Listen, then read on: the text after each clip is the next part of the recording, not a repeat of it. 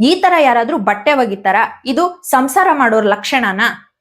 ಅದು ಅಜ್ಜ ಅಜ್ಜಿ ಇರುವಂತಹ ಮನೆ. ಆ ಮನೆಯ ಎದುರುಗಡೆ ಇರುವಂತಹ ಒಂದು ಮನೆಗೆ ಹೊಸ ಜೋಡಿ ಬಾಡಿಗೆಗೆ ಬರ್ತಾರೆ. ಈ ಅಜ್ಜ ಅಜ್ಜಿ ಇರೋ ಮನೆಯ ಕಿಟಕಿಯಿಂದ ಎದುರುಗಡೆ ಮನೆ ಬಾಲ್ಕನಿ ತುಂಬಾ ಚೆನ್ನಾಗಿ ಕಾಣಿಸ್ತಾ ಇರುತ್ತೆ. ಅಜ್ಜಿ ಪ್ರತಿದಿನ ತನ್ನ ಮನೆಯ ಕಿಟಕಿ ಬಳಿ ನಿಂತ್ಕೊಂಡು ಎದುರುಗಡೆ ಮನೆಯ ಬಾಲ್ಕನಿಯಲ್ಲಿ ಒಣಗಿ ಹಾಕಿರುವಂತಹ ಬಟ್ಟೆಗಳ ಬಗ್ಗೆ ಅಸಮಾಧಾನವನ್ನ ವ್ಯಕ್ತಪಡಿಸ್ತಾ ಇರ್ತಾರೆ. ಅದನ್ನ ನೋಡಿ ಆಕೆಯ ಗಂಡ ಪ್ರಶ್ನೆ ಮಾಡ್ತಾನೆ, ಏನ್ ನಿನ್ ಸಮಸ್ಯೆ ಅಂತ. ಅದಕ್ಕೆ ಅಜ್ಜಿ ಹೇಳ್ತಾರೆ, ಅಲ್ಲಿ ನೋಡಿ ಆ ಬಟ್ಟೆಗಳನ್ನ ಯಾವ ರೀತಿ ಒಗ್ದಿದ್ದಾರೆ ಅಂತ, ಸ್ವಲ್ಪ ಕೂಡ ಕೊಳೆ ಹೋಗಿಲ್ಲ. ಆ ಬಟ್ಟೆಗಳು ಕೊಳೆಯಲ್ಲೇ ಹಾಗೆ ಮುಳುಗಿ ಹೋಗಿವೆ. ಅದನ್ನ ಹಾಗೆ ತಂದ ಹುಡುಗಿ ಒಗ್ದು ಒಣಗಿಸಿದಾಳಲ್ಲ, ಇದ್ಯಾವ ರೀತಿ ಬಟ್ಟೆ ಒಗೆಯೋದು? ಸ್ವಲ್ಪನೂ ಸರಿ ಇಲ್ಲ ಅಂತ ತನ್ನ ಅಸಮಾಧಾನವನ್ನ ತೋರಿಸ್ತಾ ಇರ್ತಾಳೆ. 1 ದಿನ ಆಗತ್ತೆ, 2 ದಿನ ಆಗತ್ತೆ, 1 ವಾರ ಆಗತ್ತೆ. 1 ವಾರ ಆದ್ರೂ ಅಜ್ಜಿ ಹೇಳೋದು ಇದೇ ಮಾತು. ಇದ್ಯಾವ ರೀತಿ ಬಟ್ಟೆ ಒಗೆಯೋದು?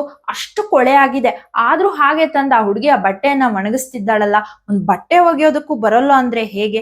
ಏನ್ ಸಂಸಾರ ನಡೆಸ್ತಾಳೋ ಏನೋ ಅಂತ ಆ ಹುಡುಗಿಯ ಬಗ್ಗೆ ಆಕೆ ಏನು ಎತ್ತ ಅಂತ ಗೊತ್ತಿಲ್ಲದೆ ಇದ್ರು ಕೂಡ ಕೇವಲ ಬಟ್ಟೆ ಒಗ್ದು ಹಾಕಿರೋದೊಂದನ್ನೇ ನೋಡಿ ಜಡ್ಜ್ ಮಾಡೋದಕ್ಕೆ ಶುರು ಮಾಡ್ತಾರೆ ಅಜ್ಜಿ.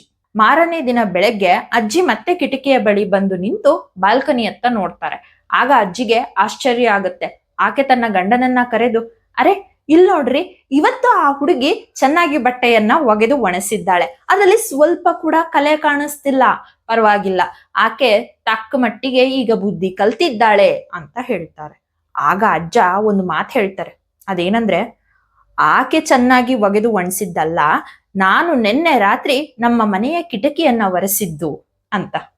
ಎಷ್ಟೋ ಸಲ ಹೀಗೆ ಅಲ್ವಾ, ನಾವು ಮಾಡುವಂತಹ ತಪ್ಪು ನಮ್ ಕಣ್ಣಿಗೆ ಕಾಣೋದೇ ಇಲ್ಲ. ನಮ್ಮ ತಪ್ಪಿನ ಮುಖಾಂತರ ಬೇರೆಯವ್ರು ಮಾಡ್ತಿರೋ ಕೆಲ್ಸನೇ ನಮಗ್ ತಪ್ಪಾಗಿ ಕಾಣುತ್ತೆ.